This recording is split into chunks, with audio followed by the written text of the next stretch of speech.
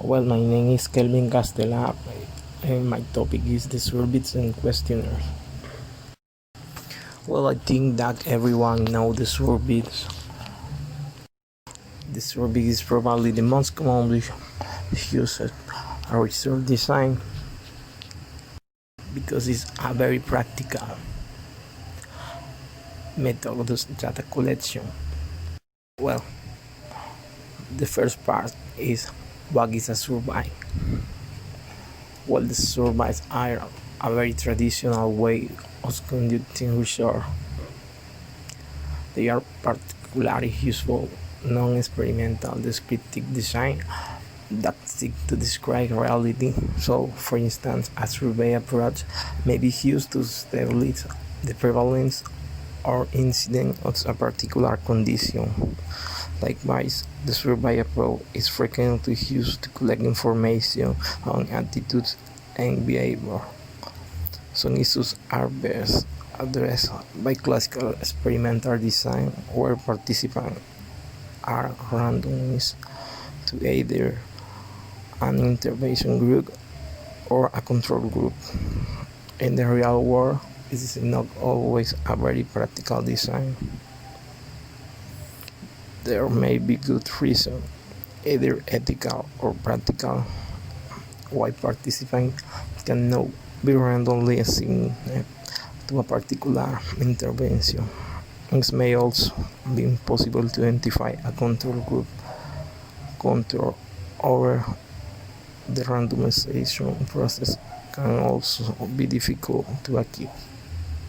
You can find different types of survey that you can use depending on your necessity. The first is the cross-sectional survey, other is the longitudinal survey, and the last is the explanatory survey. Well, what are the advantages of using a survey? Well, the first is that the survey has internal and external validity. Other is the surveys are efficient. So the survey can cover geographical example. Other is the surveys may have ethical advantage. And finally, the surveys are flexible. You want to know how is the method of collecting survey data? I think it's very important to remember that a survey is a type of research design. In contrast, an interview or a postal questionnaire, this is a method of data collection. There is a wide range of methods that you can use to collect this information. The first is the face-to-face interview. The second is the telephone interview, and the third is the questionnaire.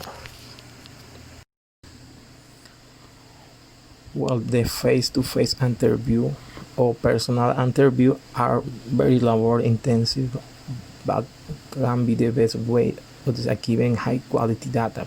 Face-to-face interviews are preferable when the subject matter is very sensitive but not personal.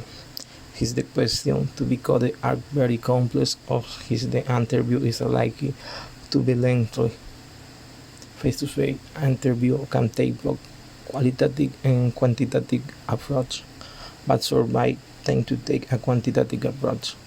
Interview carrying out face-to-face interview for a quantitative study will use a highly structured interview schedule. Overall, face-to-face interviews are more expensive than their method, but they can collect more complex information and are also useful when the subject matter is not of great personal interest to the respondent, who will be unlike to complete a postal questionnaire. So, other method is the telephone interview.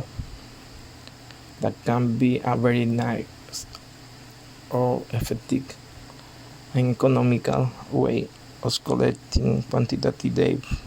is the individuals in the sampling frame can all equally be accessed via telephone, and his the questionnaire is fairly sure this may not be an appropriate method for a deprived population where telephone ownership is likely to be low but can be ideally swiped to abusive professional responding such as a social worker or a hospital consultant.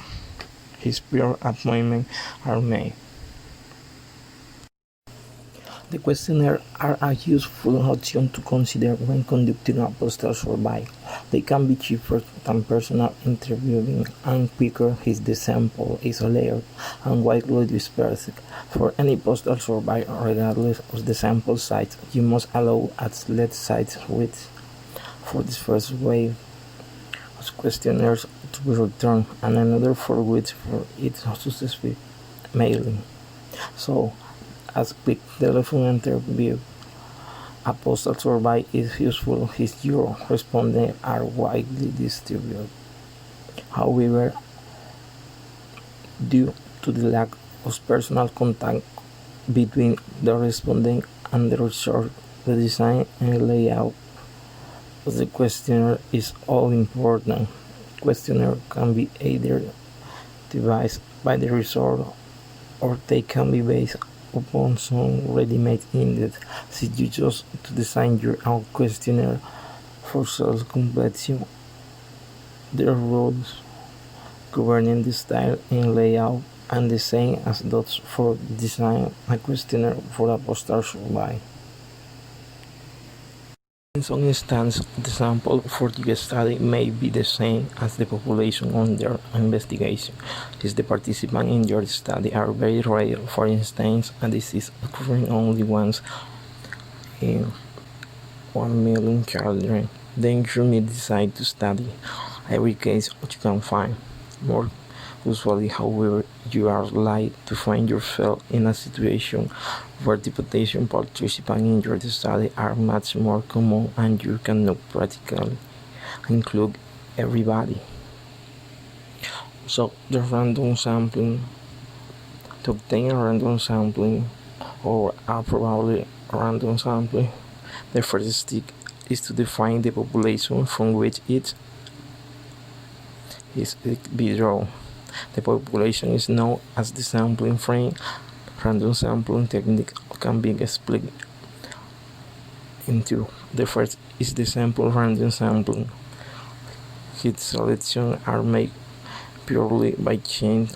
This is now a sample random sampling.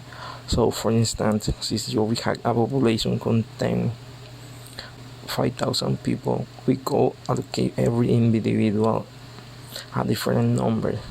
Because we want them to allocate a sample size of 200, we could allocate this by pulling 200 of the 5,000 numbers out of a hat.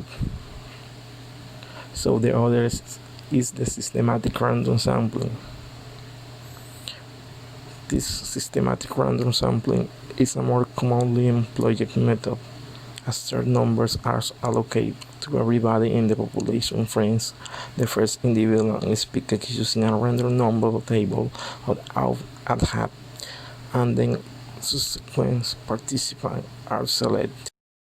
The questionnaire design are a very convenient way of collecting useful comparable data from a large number of individuals. However, questionnaires can only produce valid and meaningful results if the questions are clear and precise, and if they are asked consistently across all respondents. Careful consideration therefore needs to be given to the design of questionnaire.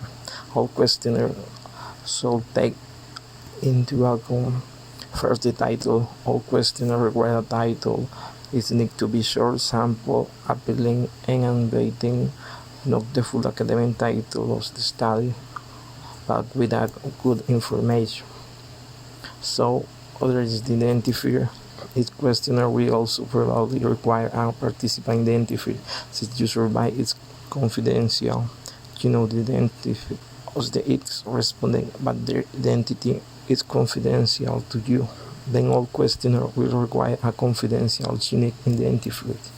Names and addresses should not appear on the questionnaire itself.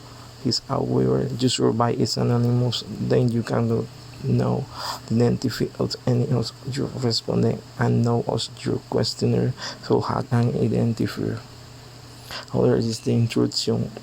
It is crucial to include introduction on the questionnaire in terms of ticking box, circling numbers, allocating priority order to a list. If you are doing a postal survey or a questionnaire for self-completion, you will need clear instruction for the respondent. Alternative is using an interview. You will need to provide them with instruction in terms of filtering and what to read out. A closed question is one where the possible answers are defined in advance and so the response is limited to one of the precook response given. And the open-ended question and open question does not constrain possible response. However, the explanation is when you make a closed question, the answers are very short and are similar. But when you use an open question, the answers are very different in all the participants.